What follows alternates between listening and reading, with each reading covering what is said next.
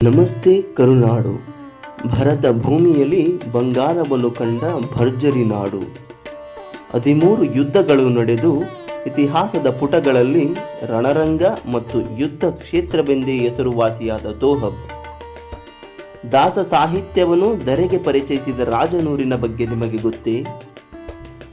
ಕರುನಾಡಿನ ಚಿನ್ನದ ನಾಡು, ಭತ್ತದ ಬೀಡು, ದಾಸ ಸಾಹಿತ್ಯದ ಗೂಡು, ಅದುವೇ ವಿದ್ಯುತ್ ಶಕ್ತಿಯ ಬೆಳಕ ನೀಡುವ ಬಿಸಿಲ ನಾಡು, ನಮ್ಮ ಹೆಮ್ಮೆಯ ರಾಯಚೂರು ನೋಡು. ಪ್ರಿಯ ಸಹೃದಯಿ ಕನ್ನಡಿಗರೇ, ನಾನಿಂದು ರಾಯಚೂರಿನ ಇತಿಹಾಸ, ವಿಶೇಷತೆ ಮತ್ತು ಹೆಚ್ಚಿನ ವಿವರಗಳನ್ನು ತಿಳಿಸಲಿದ್ದೇನೆ. ಅದಕ್ಕೂ ಮುನ್ನ ನೀವಿನ್ನೂ ನಮ್ಮ ಕರುನಾಡ ಕುಸುಮ ಚಾನಲ್ಗೆ ಹೊಸಬರಾಗಿದ್ದರೆ ದಯವಿಟ್ಟು ಸಬ್ಸ್ಕ್ರೈಬ್ ಮಾಡಿ, ಬೆಲ್ ಐಕಾನ್ ಒತ್ತುವುದನ್ನು ಮರೆಯಬೇಡಿ. ನಿಮ್ಮ ಪ್ರೋತ್ಸಾಹವೇ ನಮ್ಮ ಭರವಸೆ. ರಾಯಚೂರು ಎಂಬ ಹೆಸರು ಹೇಗೆ ಬಂತು ಎಂದು ನೋಡುವುದಾದರೆ, ರಾಯ ಎಂದರೆ ರಾಜ, ಊರು ಎಂದರೆ ವಾಸಸ್ಥಾನ, ಅಂದರೆ ರಾಜರ ಊರು. ವಿಜಯನಗರದ ಶ್ರೀಕೃಷ್ಣ ದೇವರಾಯನಂತಹ ಮಹಾನ್ ರಾಜರ ಆಳ್ವಿಕೆಗೆ ಸಾಕ್ಷಿಯಾಗಿದ್ದರಿಂದ ಈ ಹೆಸರು ಬಂದಿತೆಂದು ಪ್ರತೀತಿ. ಮತ್ತೊಂದು ಮೂಲದ ಪ್ರಕಾರ ತೆಲುಗಿನಲ್ಲಿ ರಾಯಿ ಎಂದರೆ ಕಲ್ಲು, ಕಲ್ಲುಗಳಿಂದ ಕೂಡಿದ ಬಲಿಷ್ಠ ಕೋಟೆ ಇದ್ದ ಕಾರಣ ರಾಯಚೂರು ಎಂದಾಯಿತು ಎನ್ನಲಾಗುತ್ತದೆ. ಇದಲ್ಲದೆ ಕರ್ನಾಟಕದ ಇತಿಹಾಸದಲ್ಲಿ ರಾಯಚೂರಿಗೆ ರಾಜನೂರು, ಇರ್ದೊರೆ ನಾಡು, ಪೊರ್ದೊರೆ ನಾಡು, ಎಡದೊರೆ ನಾಡು, ದೋಹಬ್, ರಾಯರ ಊರು, ಪೆರ್ಮನ ರಾಚೂರು, ರಾಚ ಊರು, ರಾಚೂರು ಸೀಮೆ ಎಂಬ ವಿವಿಧ ಹೆಸರುಗಳಿಂದ ಕರೆಯಲಾಗಿದೆ.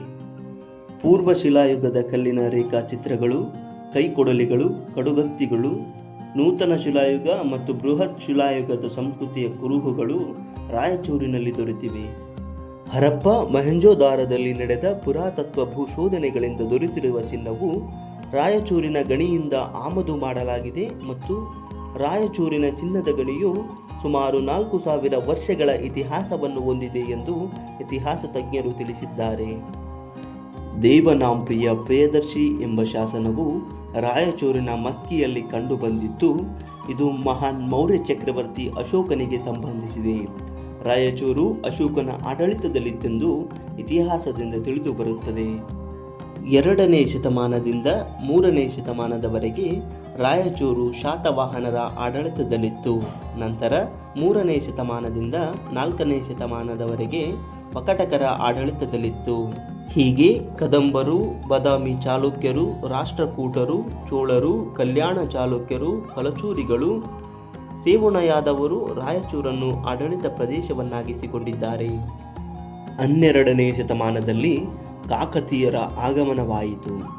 ಕಾಕತೀಯ ರಾಣಿ ರುದ್ರಮ್ಮ ದೇವಿ ತನ್ನ ಸೇನಾಪತಿ ಗೊನಗನ್ನ ರೆಡ್ಡಿಯ ನೇತೃತ್ವದಲ್ಲಿ 1294 ನವೆಂಬರ್ 23ರಂದು ರಾಯಚೂರಿನಲ್ಲಿ ಮೊದಲ ಸುತ್ತಿನ ಕೋಟೆ ನಿರ್ಮಿಸಿದಳು. ಸುಮಾರು 42 ಅಡಿ ಉದ್ದದ ಏಕಶಿಲೆ, 3 ಅಡಿ ಎತ್ತರದ ಶಿಲಾಶಾಸನವು ತುಂಬಾ ವಿಶಿಷ್ಟವಾಗಿದೆ. ಈ ಶಾಸನ ಕನ್ನಡ ಲಿಪಿಯಲ್ಲಿದ್ದು ತೆಲುಗು ಭಾಷೆಯಲ್ಲಿದೆ. ಸರ್ವರಾಷ್ಟ್ರ ಸಮಸ್ತ ಪ್ರಜಾ ರಕ್ಷಣಾರ್ಥ ಎಂದು ಮಹಾರಾಣಿ ತನ್ನ ಜನರಿಗಾಗಿ ಈ ಕೋಟೆಯನ್ನು ನಿರ್ಮಿಸಿದುದು ವಿಶೇಷವಾಗಿದೆ. ರಾಯಚೂರು 1323ರಲ್ಲಿ ವಿಜಯನಗರ ಸಾಮ್ರಾಜ್ಯದ ಆಡಳಿತದಲ್ಲಿತ್ತು. ನಂತರ 1363ರಲ್ಲಿ ಬಹುಮನಿ ಸುಲ್ತಾನರ ಆಡಳಿತದಲ್ಲಿತ್ತು. ತದನಂತರ 1489ರಲ್ಲಿ ಬಿಜಾಪುರ ಸುಲ್ತಾನರ ಆಡಳಿತದಲ್ಲಿತ್ತು. ರಾಯಚೂರು ಕೋಟೆ ಕೃಷ್ಣ ತುಂಗಭದ್ರ ನದಿಗಳ ನಡುವಿನ ದೋಹಬ್ ಪ್ರಾಂತ್ಯವು ಅತ್ಯಂತ ಫಲವತ್ತಾದ ಭೂಮಿಯಾಗಿತ್ತು. ವಿಜಯನಗರ ಮತ್ತು ಬಿಜಾಪುರ ಆದಿಲ್ಶಾಹಿಗಳ ನಡುವೆ ಸದಾ ಕಲಹದ ಮೂಲವಾಗಿತ್ತು. ಸೈಯದ್ ಮರಕ್ಕರ್ ಎಂಬ ವ್ಯಾಪಾರಿ ಶ್ರೀಕೃಷ್ಣ ದೇವರಾಯನಿಂದ ಹಣ ಪಡೆದು ಕುದುರೆಗಳನ್ನು ನೀಡದೆ ಆದಿಲ್ಶಾಹಿಯ ಮೊರೆ ಹೋದ. ನಂತರ ಈ ದ್ರೋಹ ಕೃಷ್ಣದೇವರಾಯ ಮತ್ತು ಆದಿಲ್ಶಾಹಿಯ ಯುದ್ಧಕ್ಕೆ ನಾಂದಿಯಾಯಿತು. ನೂನಿಜ್ ಎಂಬ ವಿದೇಶಿಯ ಪ್ರಕಾರ 1520ರಲ್ಲಿ ನಡೆದ ರಾಯಚೂರು ಯುದ್ಧವು ಅತ್ಯಂತ ಭೀಕರವಾಗಿತ್ತು. ಶ್ರೀಕೃಷ್ಣ ದೇವರಾಯನ 7,36,000 ಯುದ್ಧಾಳುಗಳು, 550 ಆನೆಗಳು ಸೇರಿ 7 ದಳಗಳಾಗಿ ಯುದ್ಧದಲ್ಲಿ ತೊಡಗಿದ್ದವು. ಯುದ್ಧದ ಭೀಕರತೆ ರಕ್ತವಾಗಿ ಹರಿದಿತ್ತು.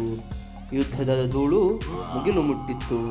1,00,000 ಸೈನ್ಯ ಹೊಂದಿದ ಆದಿಲ್ಶಾಹಿಯು ಶ್ರೀಕೃಷ್ಣ ದೇವರಾಯನ ಬೃಹತ್ ಸೈನ್ಯದ ಮುಂದೆ ಪಲಾಯನ ಮಾಡಿದನು. ರಾಯಚೂರಿನ ಈಶಾನ್ಯ ದಿಕ್ಕಿನಲ್ಲಿ ಕೃಷ್ಣಾ ನದಿಯ ದಡದಲ್ಲಿ ಈ ಯುದ್ಧವು ನಡೆದಿತ್ತು ಮತ್ತು ರಾಯಚೂರಿನಲ್ಲಿ ನಡೆದ 13 ಯುದ್ಧಗಳಲ್ಲಿ ಈ ಯುದ್ಧವು ಅತ್ಯಂತ ಭೀಕರತೆಯ ರಕ್ತಪಾತದಿಂದ ಕೂಡಿತ್ತು.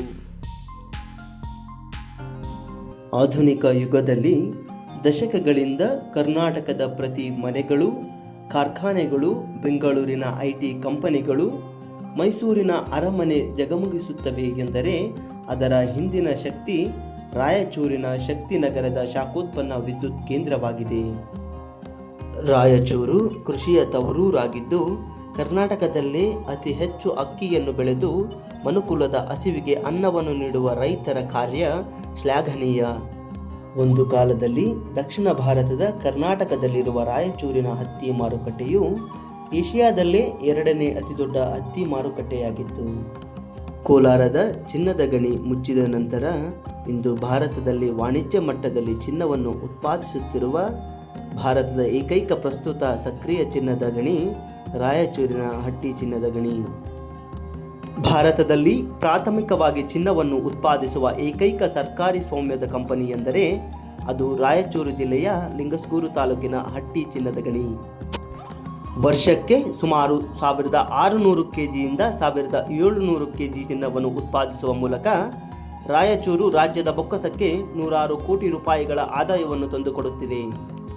KGF ಇತಿಹಾಸವಾದರೆ ಹಟ್ಟಿ ಚಿನ್ನದ ಗಣಿಯು ರಾಯಚೂರಿನ ವರ್ತಮಾನ, ಭವಿಷ್ಯ ಮತ್ತು ಕರುನಾಡಿನ ಚಿನ್ನದ ಕಳಶೆ ಎಂದರೆ ತಪ್ಪಾಗದು. ಪ್ರಿಯ ಸಹೃದಯಿ ಕನ್ನಡಿಗರೇ, ಇದಿಷ್ಟು ರಾಯಚೂರಿನ ಇತಿಹಾಸ, ವಿಶೇಷತೆ ಮತ್ತು ಸಂಕ್ಷಿಪ್ತ ವಿವರ. ಈ ಮಾಹಿತಿ ನಿಮಗೆ ಇಷ್ಟವಾಗಿದ್ದಲ್ಲಿ ದಯವಿಟ್ಟು ಲೈಕ್, ಶೇರ್, ಸಬ್ಸ್ಕ್ರೈಬ್ ಮಾಡಿ. ನಿಮ್ಮ ಪ್ರೋತ್ಸಾಹವೇ ನಮ್ಮ ಭರವಸೆ. ಧನ್ಯವಾದಗಳು.